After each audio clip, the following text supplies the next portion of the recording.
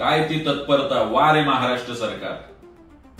नवी मुंबई नेरूळ येथे छत्रपती शिवाजी महाराजांचं गेली 4 महिने धुळकात असलेलं स्मारक खुलं केलं म्हणून अमितजी ठाकरे यांच्यावर तात्काळ गुन्हा दाखल होतो आणि 2 दिवसात त्यांना नोटीस पाठवली जाते.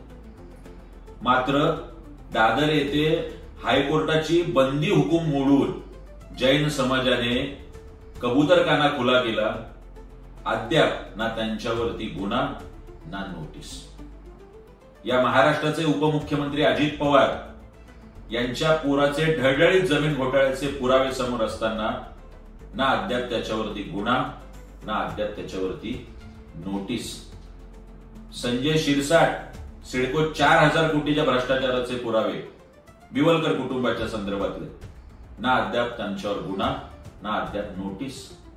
शिक्षण संस्थेसाठी 200 कोटीचा भूखंड 3 कोटीत घेणारे मंत्री प्रताप सरनाईक, ना अद्याप त्यांच्यावर गुन्हा ना नोटीस.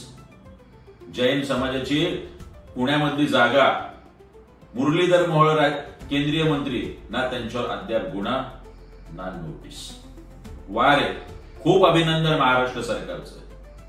राज्यातील मायबाप जनता, आता तूच बघ, उघडा डोळे आणि बघा.